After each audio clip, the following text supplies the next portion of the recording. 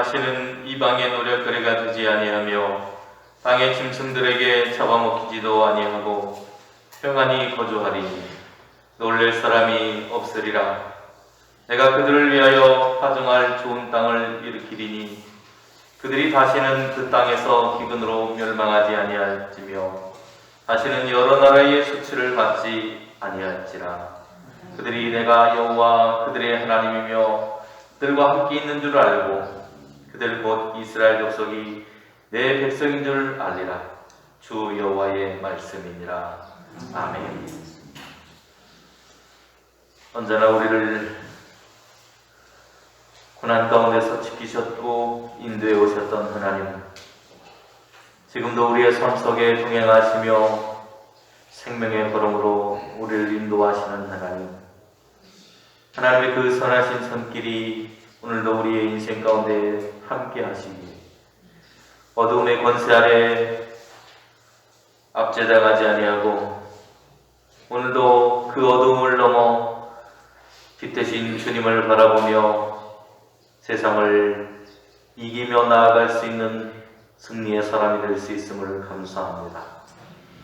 주님의 승리가 우리의 승리임을 오늘도 기억하고 승리의 주님을 우리의 심령 가운데 모시고 우리의 인생의 주인이신 주님을 따라 믿음의 여정을 달려갈 수 있도록 오늘도 함께해 주시옵소서. 이 시간 드려지는 모든 예배를 통해 우리에게 은혜 베푸신 하나님의 사랑과 은혜를 감사하며 예배하는 아름다운 예배가 될 수 있도록 성령으로 이끌어 주옵소서. 예수님의 이름으로 기도드립니다. 아멘. 전능하사 천지를 만드신 하나님 아버지를 내가 믿사오며 그 외아들 우리 주 예수 그리스도를 믿사오니 이는 성령으로 잉태하사 동정녀 마리아에게 나시고 본디오 빌라도에게 고난을 받으사 십자가에 못 박혀 죽으시고 장사한 지 사흘 만에 죽은 자 가운데서 다시 살아나시며 하늘에 오르사 전능하신 하나님 편히 앉아 계시다가 저리로서 산자와 죽은 자를 심판하러 오시리라. 성령을 믿사오며 거룩한 공회와 성도가 서로 교통하는 것과 죄를 사하여 주시는 것과 몸이 다시 사는 것과 영원히 사는 것을 믿사옵나이다. 아멘.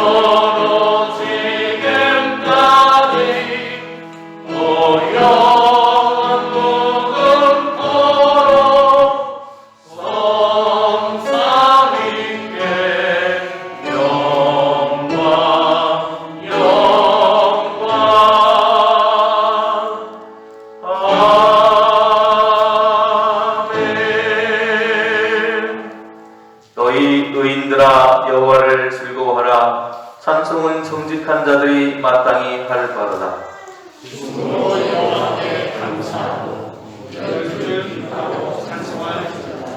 새 노래로 그를 노래하며 즐거운 소리로 아름답게 연주할지어다. 여호와의 말씀은 정직하며 그가 행하시는 일은 다 진실하시도다. 그는 공의와 정의를 사랑하시며 세상에는 여호와의 인자하심이 충만하도다. 여호와의 말씀으로 하늘이 이루어졌으며 그 만상을 그의 빛으로 이루었다. 그가 바닷물을 모아 무더기같이 쌓으시며 깊은 물을 곳간에 두시도다. 온 땅은 여호와를 두려워하며 세상의 모든 거민들은 그를 경외하리이다. 아멘.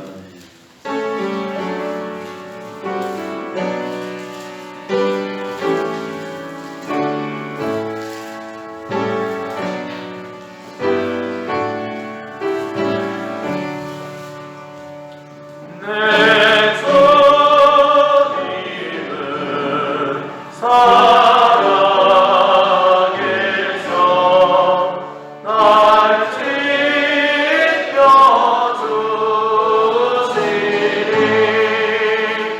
그는 사랑 인하여서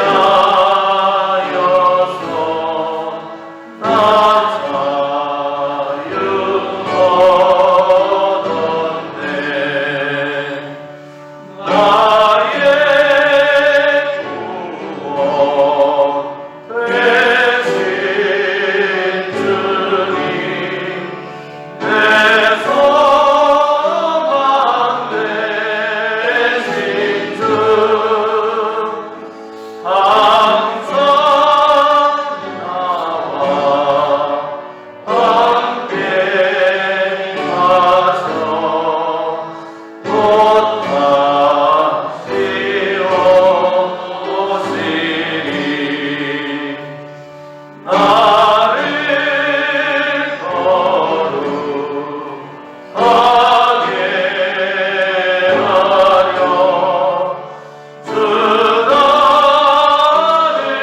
곧 다시 오시리 나를 거룩하게 하려 주 나를 부르니 주의 은혜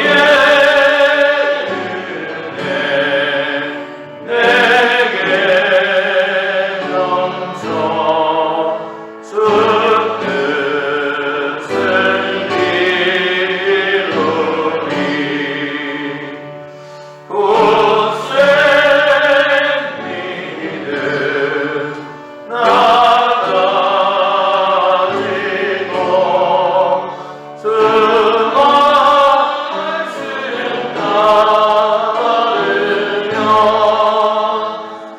주 말씀 따르며 주님 다시 강림할 때 나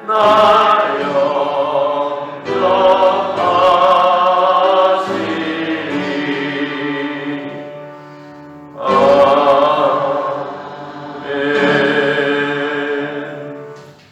영광과 존귀와 찬양을 받으시겠다 하신 자비로우신 아버지 하나님, 하늘 영광을 무자를 버리시고 낮고 찬한 저희 모두를 위하여 이 땅에 독생자를 보내시어 마땅히 죄로 인하여 죽을 수밖에 없는 저희의 모든 죄를 사하시려 십자가에 달려서 머리에는 가시면을 쓰시고 창에 찔리며 못 박히며 온갖 핍박과 고통 속에 보배는 피를 흘려주신 그 크신 은혜에 충심으로 감사와 찬양과 영광을 높이 올려드리옵나이다.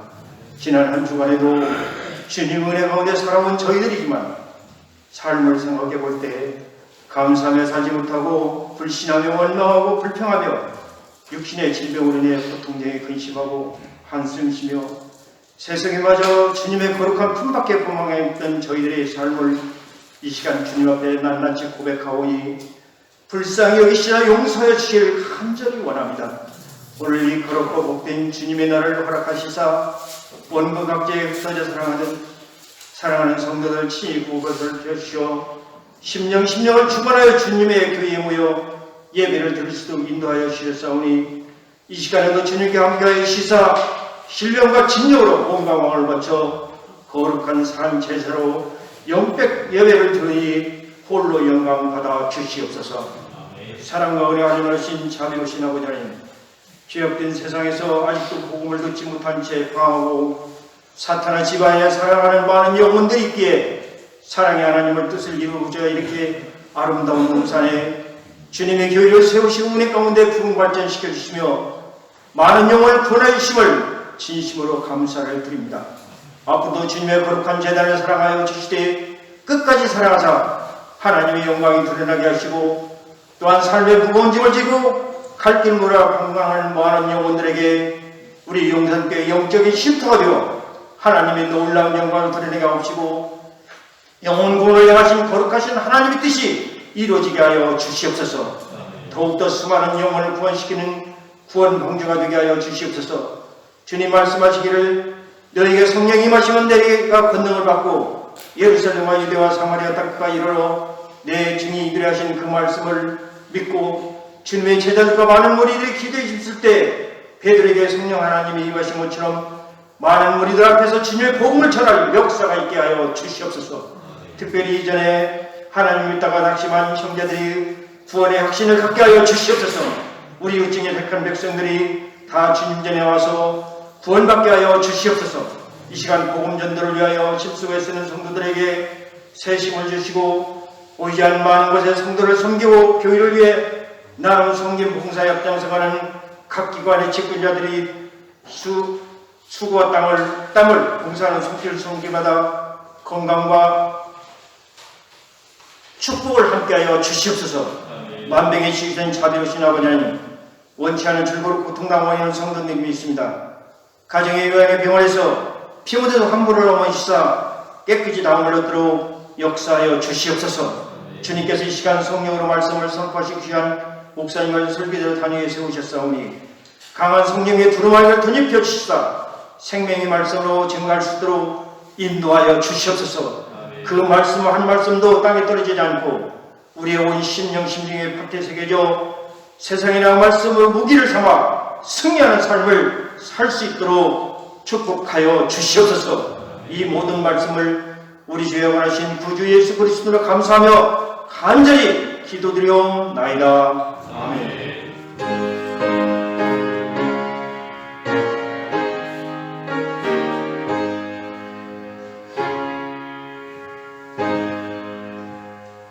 예루살렘에 수전절이 이르니 때는 겨울이라. 예수께서 성전한 솔로몬 행각에서 거니시니 유대인들이 애워싸고 이르되 당신이 언제까지나 우리 마음을 유혹하게 하려 하나이까. 그리스도이면 밝히 말씀하소서 하니 예수께서 대답하시되 내가 너희에게 말하였으되 믿지 아니하는도다. 내가 내 아버지의 이름으로 행하는 일들이 나를 증거하는 것이거늘 너희가 내 양이 아니므로 믿지 아니하는도다. 내 양은 내 음성을 들으며 나는 그들을 알며 그들은 나를 따르느니라. 내가 그들에게 영생을 주노니 영원히 멸망하지 아니할 것이요 또 그들을 내 손에서 빼앗을 자가 없느니라. 그들을 주신 내 아버지는 만물보다 크심에 아무도 아버지 손에서 빼앗을 수 없느니라. 아멘. 오늘은 부활절 5번째 주일입니다. 그리고 역사적으로는 5.18 민주화운동 기념주일이 되겠습니다. 42년 되었습니다. 42년 전에 광주는 참으로 처참한 역사를 경험합니다. 1980년 5월 광주에서 그리고 10월 26일 12.6 사태에서 이후에 정권을 탈취하려는 전두환, 노태우 등의 정치 군인들이 일으켰던 12.12 군사 쿠데타 반란을 규탄하면서 민주화를 외쳤던 당시의 시민, 학생들을 향해서 무자비한 폭력을 휘두르고 그 만행으로 인해서 국민의 생명을 보호하고 국가의 안위를 책임져야 했던 군인들이 수많은 생명들을 살상했던 그 아픈 역사를 우리는 가지고 있습니다. 수많은 사람들이 총 앞에 죽음을 맞이하고 많은 청년들이 군인들이 휘두르는 곤봉에 맞아서 머리가 깨지고 대검에 찔려서 수많은 사람들이 죽었습니다. 심지어는 헬기를 동원해서 기총 사격까지 했습니다. 이것은 광주 시민들을 적으로 보고 저질렀던 만행이었습니다. 이런 혼란 가운데서도 광주 시민들은 질서를 유지하기 위해서 시민 자치 활동을 벌였고 사람들에게 치안을 유지하도록 서로 협력했습니다. 또 자발적으로 시민들이 주먹밥을 싸들고 와서 시민분들을 지원하기도 하고 부상자들을 병동으로 옮겨서 그들을 치료하는 일을 도왔습니다. 그런데 42년이 지난 아직까지도 그 진상이 밝혀지지 않은 채, 그리고 누구도 이에 대해서 사과하지 않은 채 모든 것들이 매듭지어가는 것 같아서 마음이 좋지 않습니다. 또 지금까지 시체조차도 살지 못하고 행방불명 상태로 되어버려 있는 사람들도 있습니다. 우리의 기억 속에는 이미 가물가물해져가는 그 5.18의 역사는 아직도 진행되고 있습니다. 우리 대한민국의 역사에서 참 아쉬운 일은 자기의 사사로운 이익보다 국민들의 생명과 안전 그리고 행복을 지켜주어야 될 참다운 지도자를 낳지 못했다라고 하는 것입니다.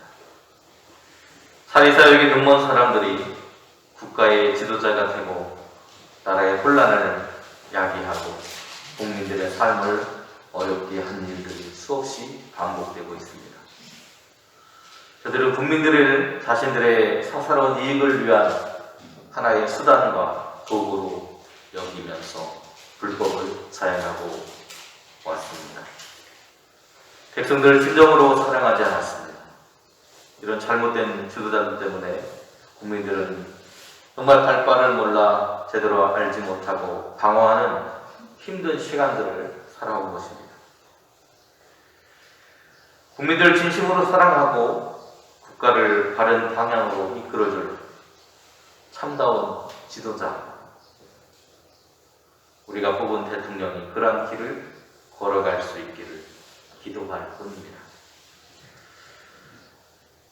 오늘 본문의 이야기는 시간적인 배경을 보면 겨울이라고 하는 이야기가 나오고 수전절이라고 하는 이야기로 시작을 합니다. 유대 역사 중에 수전절은 수리아의 왕이었던 안티오쿠스 에피파네스가 기원전 168년에 그리고 그 168년부터 시작해서 165년 사이에 성전 안에다가 예루살렘의 그 성전 안에다가 로마의 캐피톨 언덕에 있던 주피터 신의 흉상을 세워놓고 하나님의 성전을 우상 숭배하는 장소로 만드는 성전 모독의 역사가 있었습니다. 그것을 쫓아내고 성전을 다시 회복하고 하나님께 동원을 했던 기원전 164년 12월 25일 우리가 성탄절로 지키는 날이죠. 그 12월 25일이 바로 유대인들에게 있어서는 수전절이라고 하는 절기입니다. 다른 이름으로는 하누카라고 부르고 우리가 잘 아는 이름으로는 초막절이라고 하는 그런 이름으로 불려지고 있습니다. 이 초막절은 말씀 육신이 되어서 우리 가운데 거하신다라고 하는 그 선언을 하신 말씀을 대변하는 것입니다. 예수님께서 솔로몬의 행각, 그 수전절이라고 하는 그 시간에 예수님께서 솔로몬의 행각이라고 하는 곳에서 거닐고 계셨다는 것이 오늘 이야기의 시작입니다. 당시의 시대에 행각이 두 가지의 종류가 있었습니다. 하나는 이 솔로몬의 행각, 또 하나는 왕의 행각이라고 하는 것이 있었어요. 그래서 왕의 행각은 친로마주의자들, 로마를 좋아하고 또 그들에게 빌붙어서 있었던 사람들의 모임터였습니다. 반면에 솔로몬의 행각은 유대인들, 민족주의자들, 종교주의자들이 그곳에 모여서 율법도 가르치고 함께 토론도 하고 했던 그런 쉼터와 같은 장소입니다. 이 행각이 뭐냐면 우리로 하자면 원두막 같은 그런 곳이에요. 원두막. 그렇게 작은 것은 아니고 지붕하고 기둥만 가지고 되어 있는 건물을 말합니다. 일종의 가건물처럼 사람들이 잠시 쉬어갈 수 있는 그런 공간을 말합니다. 그런데 예수님께서 그곳에 거닐고 계실 때 유대인들이 몰려와서 예수님께 몰려와서 예수님을 에워싸고 따지듯이 묻습니다. 당신이 언제까지나 우리의 마음을 우혹하게 하려나이까? 그리스도면 밝히 말씀하소서. 다시 말하면 너 누구냐라고 하는 것이죠. 네가 누군데 이런 일들을 행하고 기적을 행하고 또 사람들의 마음을 혼란스럽게 하느냐라고 네 정체를 밝혀라라고 하는 것입니다. 앞에서 말씀드렸던 것처럼 이곳에는 많은 랍비들, 선생들이 율법을 가르치거나 토론을 했던 장소였습니다. 역사가였던 요세푸스는 그래서 이곳을 뭐라고 말하냐면 해 아래 이야기하기가 아주 좋은 곳, 담소하기 좋은 곳이라고 평가할 정도였습니다. 본문에는 나와 있지는 않지만 예수님은 행각을 돌아다니면서 백성들의 상황을 살피셨고 그들을 치유하는 역사 그리고 말씀을 가르치는 일 등을 하셨던 것으로 보여집니다. 그런 상황 속에서도 유대인들은 예수님을 믿지 못했습니다. 그리고 오히려 의심했습니다. 그리고 때로는 그 예수님을 비웃었습니다. 오늘 본문도 예수님께서 네가 메시아인 것을 증명해보라고 말하고 있는 것입니다. 예수님을 믿지 못하고 예수님이 인기가 자꾸 날로 사람들에게 높아져 가니까 시기하고 질투하는 마음으로 너의 정체를 밝히라고 예수님을 다그치고 있는 유대인의 지도자들의 모습을 보게 됩니다. 예수님의 말씀을 들으면서도 예수님을 의심하고 믿지 못했던, 그리고 예수님은 기적을 계속해서 그들에게 보여주셨고 하나님의 말씀을 통해서 하나님의 나라에 대해서 계속해서 가르쳐 주셨음에도 불구하고 믿지 못하는, 그리고 예수님이 행하셨던 일들을 보고도 끊임없이 저가 메시아인가 의심했던 사람들의 모습이 드러나고 있습니다. 예수님 누군지 전혀 알아채지 못한 것입니다. 그가 그리스도이신 것을 알지 못한 이유가 오늘 본문에는 이렇게 설명되는데요. 믿음의 눈으로 예수님을 바라보지 않았기 때문이라는 겁니다. 오히려 그들은 자신들의 생각과 고정관념, 자기들이 지금까지 생각해왔던 메시아에 대한 생각으로 똘똘 뭉쳐 있었습니다. 그것은 다윗처럼 정치적인 메시아로 그들에게 오실 거라고 하는 생각이었습니다. 그들에게 왕으로 우리에게 새로운 왕이 오셔서 우리의 초라한 모습을 걷어내고 새로운 다윗이 이루었던 왕국과 같은 새로운 시대가 우리에게 열릴 것이라고 하는 꿈을 그들은 가지고 있었습니다. 그런 그들 앞에 초라하기 짝이 없는 모습으로 나타난 예수님. 그들은 도저히 그분을 메시아로 받아들일 수 없었다는 것입니다. 그런 모습으로 하나님의 역사는 이루어질 것이라고 상상하지 못했습니다. 그러나 이미 예수님은 사람들에게 행하셨던 이적과 또 말씀 선포를 통해서 자신이 누구인지 분명하게 밝혔다고 이야기하십니다. 마태복음 11장 3절로 5절에도 이렇게 말하고 있습니다. 예수께서 대답하여 이르시되 너희가 가서 듣고 보는 것을 요한에게 아뢰되 맹인이 보며 못 걷는 사람이 걸으며 나병 환자가 깨끗함을 받으며 못 듣는 자가 들으며 죽은 자가 살아나며 가난한 자에게 복음이 전파된다. 요한도 요한의 제자들을 통해서 이 소식을 듣게 되었다는 것이죠. 예수님은 당시에 당신이 오실 분입니까? 메시아입니까? 라고 묻는 사람들을 향해서 자신이 메시아라고 직접적으로 말씀하신 것이 아니고 너희가 무엇을 들었고 무엇을 보았느냐, 너희가 본 것이 바로 증거라고 말씀하고 있는 겁니다. 즉 자신의 삶이 걸어왔던 그 길이 메시아라고 하는 것을 증명하고 있다는 것을 사람들이 깨닫지도 믿지도 못하고 있는 것을 지적하고 계신 것입니다.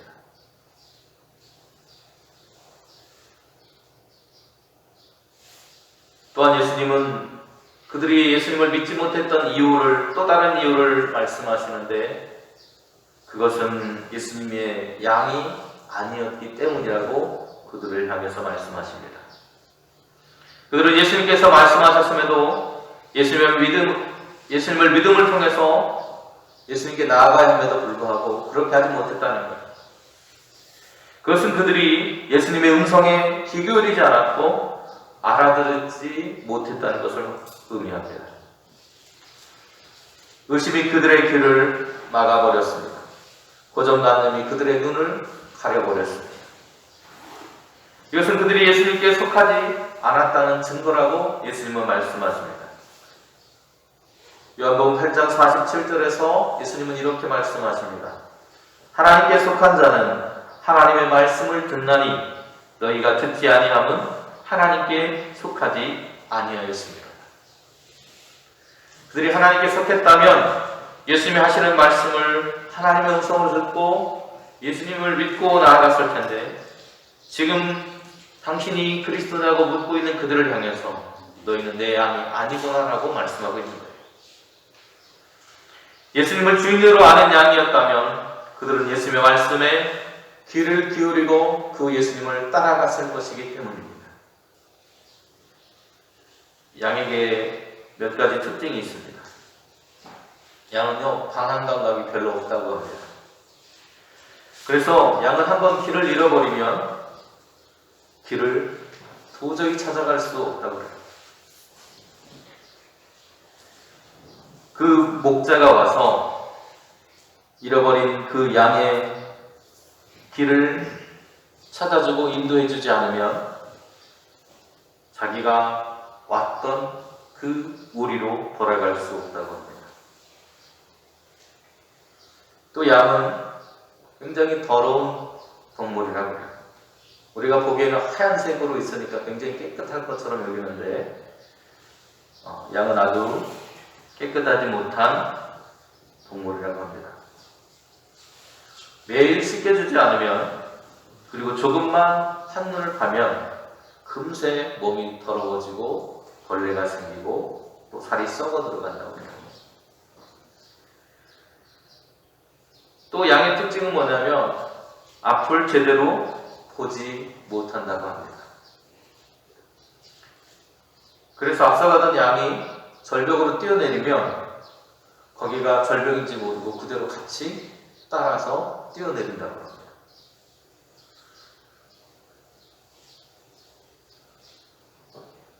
참 웃기죠? 어리석은 짐승이라고 할 수 있습니다. 그런데 이 양에게는 특징이 하나 있습니다. 눈은 잘 보이지 않는데 귀는 굉장히 발달되어 있다. 그래서 누가 내 목자인지 굉장히 잘 구별할 수 있다고 합니다. 그래서 예수님도 양은 내 음성을 듣는다라고 말씀하십니다. 여기서 듣는다는 말은 그냥 소리가 나니까 듣는다는 것이 아닙니다. 귀를 기울여서 듣는다는 거예요. 방향 감각도 없고 앞도 잘 보이지 않고 더러운 모습을 가지고 있지만 자신의 목자의 음성에만은 귀를 기울일 줄 아는 짐승이 양이라고 합니다.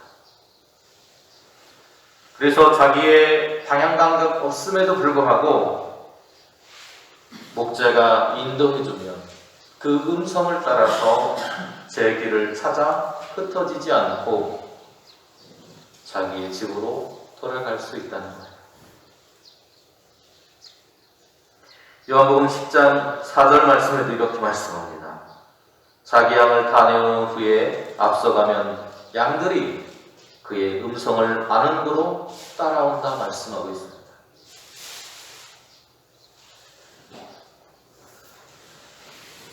양들이 주님을 알아야 되는 것입니다.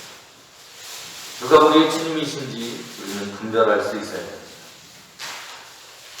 주님도 양을 잘 아신다고 합니다.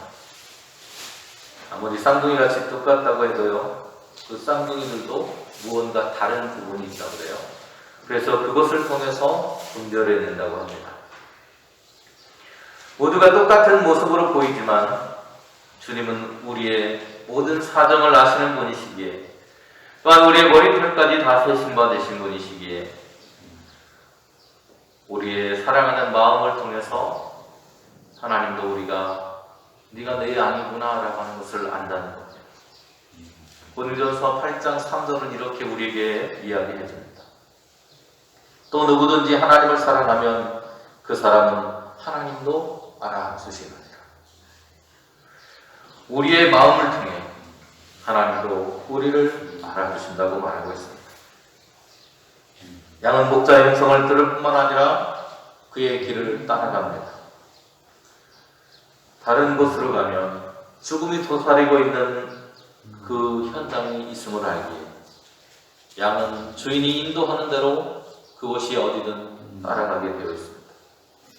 양은 목자의 음성을 듣고 목자가 가는 곳이면 그것이 어떤 곳이든 관계하지 않고 그 목자의 인도함을 따라서 그 길을 걷게 됩니다. 자기에게 주어진 십자가를 지고 그 길을 따라가는 것입니다. 마태복음 16장 24절은 우리에게 이렇게 말합니다. 이에 예수께서 제자들에게 이르시되 누구든지 나를 따라오려거든 자기를 부인하고 자기 십자가를 지고 나를 따를 것이니라. 아멘. 오늘 우리는 주님의 그 뒤를 따라 주님이 걸어가셨던 그 걸음을 따라서 걸어가야 할 사람들입니다.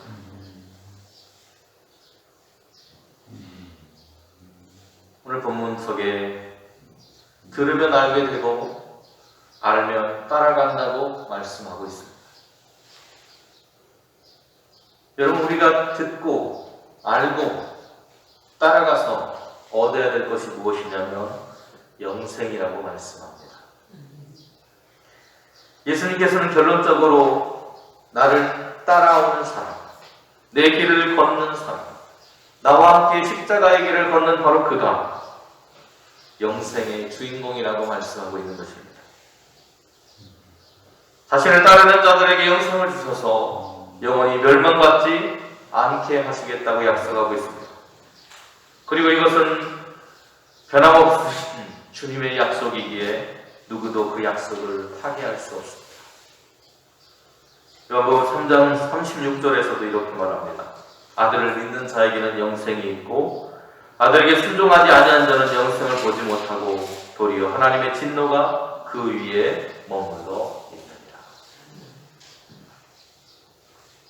오늘 우리에게 주신 영생의 소망은 누구도 빼앗을 수 없다고 말하고 있습니다. 하나님께서 우리에게 주신 약속은 변함이 없습니다. 이제 우리가 해야 할 일은 주님을 바라보고 그 주님을 안다고 고백했던 것처럼 이제는 주님이 걸어가셨던 그 길을 우리도 걸어가야 합니다. 그것을 다른 말로 하면 믿음이라고 말할 것입니다. 우리는 하나님의 말씀을 들었습니다. 그 하나님의 말씀을 통해서 예수님이 누구이신지 우리는 깨달았습니다. 그리고 그분이 우리의 인생의 주인이시고 우리를 영생으로 이끌어 가실 주님이심을 깨달았습니다.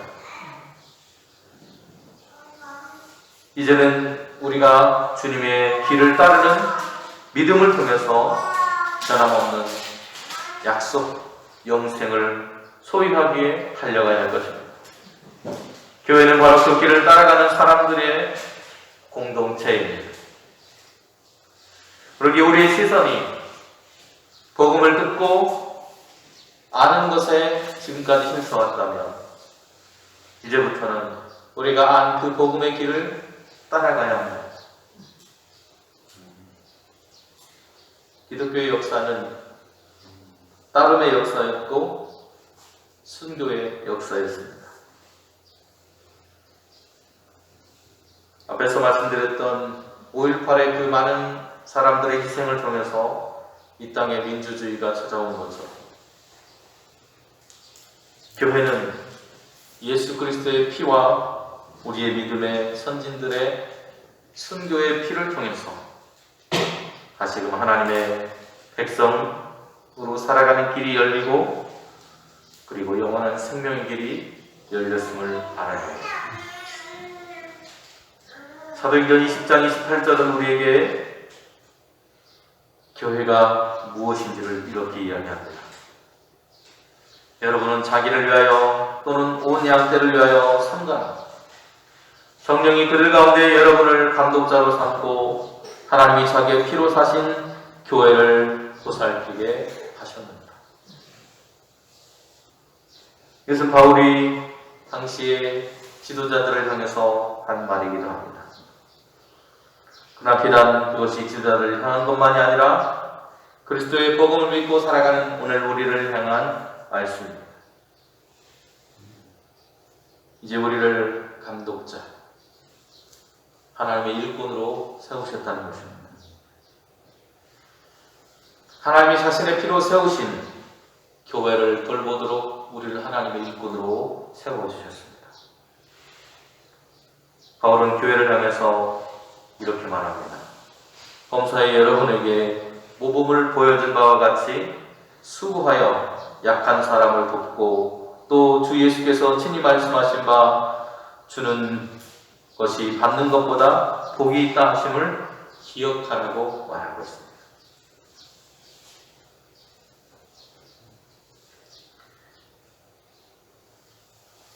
그런데 지금까지의 역사를 보면 그들을 행하지 못했던 역사를 통해서 하나님은 책망하셨습니다. 이스라엘의 역사 속에도 에스겔서 34장에 보면 그들이 하나님의 길을 따르지 않고 자신들의 먹는 것, 자신들의 배만을 불리는 것을 위해서 살았던 지도자들을 향해서 주님은 말씀하십니다. 너희가 약한 자를 보고도 강하게 하지 않았고 상한 자를 싸매주지 않았고 병든 자를 고쳐주지 않았고 쫓기는 자를 돌아오게 하지 않았고 잃어버린 자를 찾지 않았고 후학으로 그들을 다스린다. 너희는 자기만 먹는데 힘쓰었다. 그 결과로 그들은 이방 나라에게 침략을 당하고 포로가 되어서 끌려가고 자신들의 모든 삶의 터전이 무너져 내리는 아픔을 경험했습니다.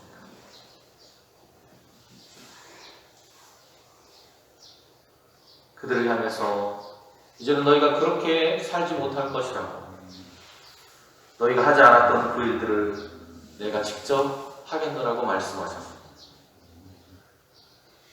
그 역사를 이룬 것이 예수님의 십자가의 사건이고 부활의 은혜입니다.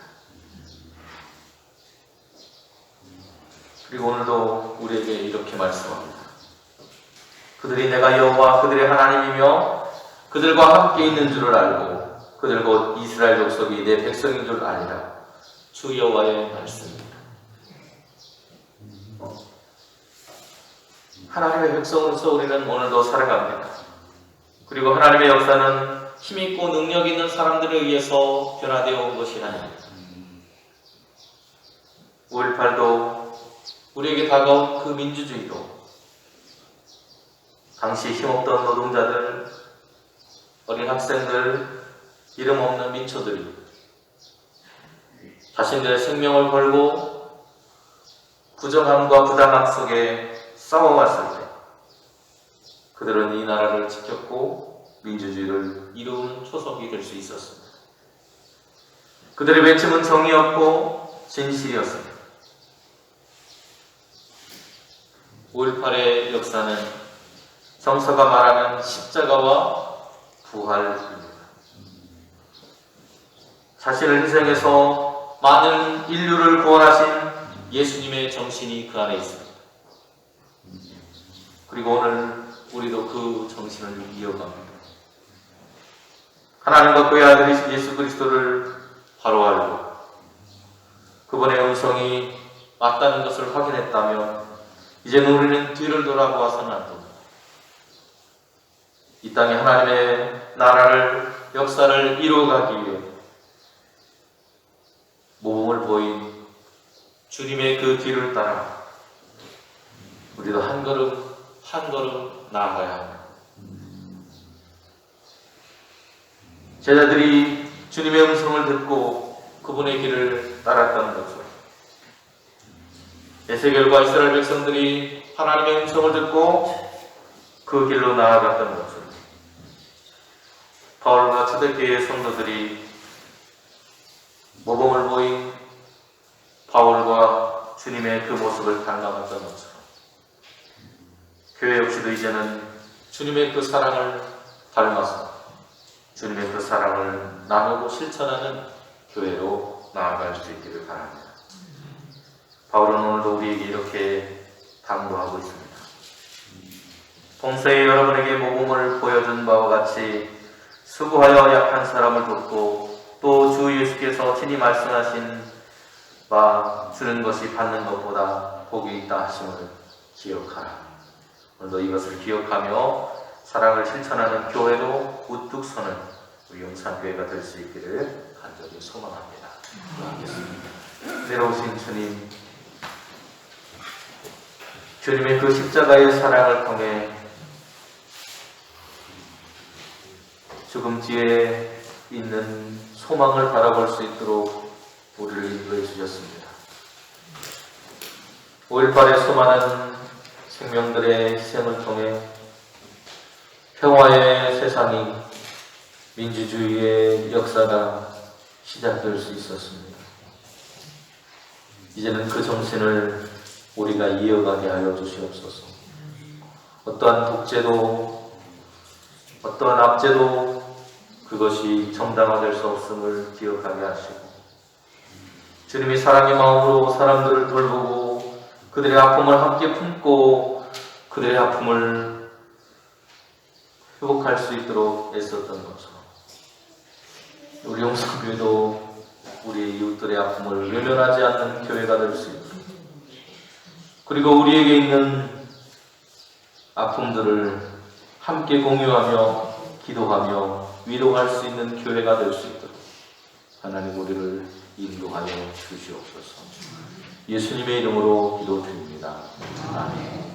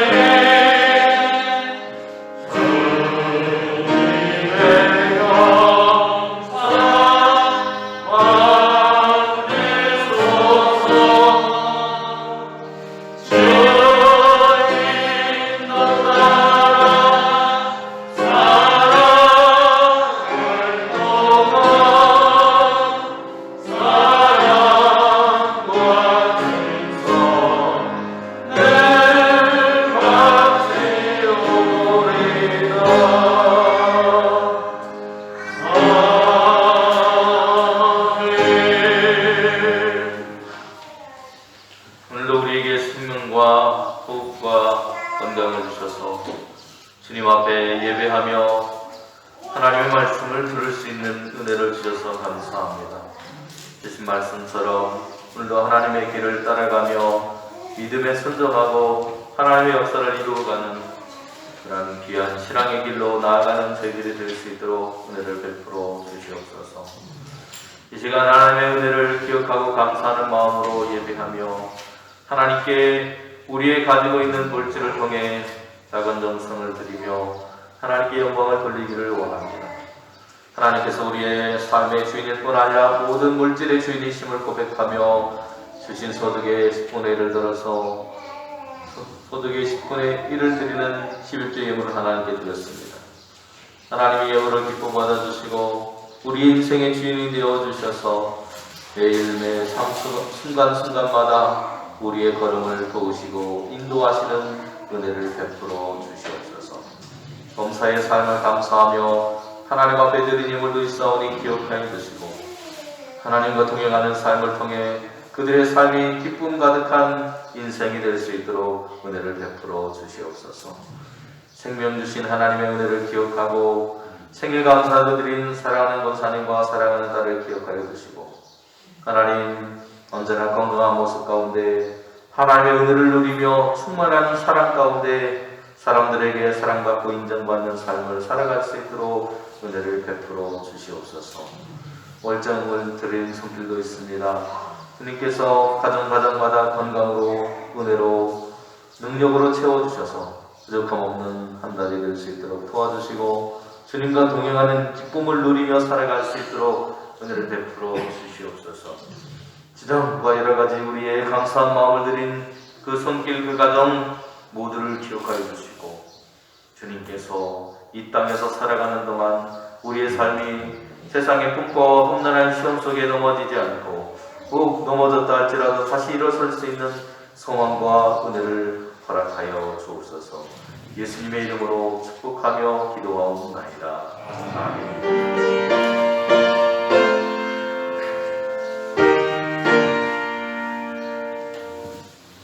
이제는 생명의 구주가 되시는 예수 그리스도의 은혜와 우리를 영원한 생명으로 인도하시기 위해 아들을 내어주시며 사랑하신 하나님 아버지의 크고 놀라우신 사랑하심과 오늘도 그 길을 걸어갈 수 있도록 우리를 인도하시고 동행하시고 교통하시는 성령님의 귀하신 은총이 이제는 예수님의 뒤를 따르는 신앙 속에서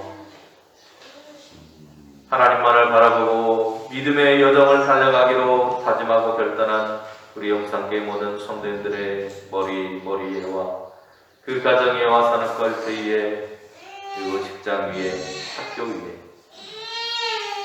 그리고 이 나라 이 민족 위에 이제로부터 영원토록 함께 하시기만을 간절히 축원하옵나이다.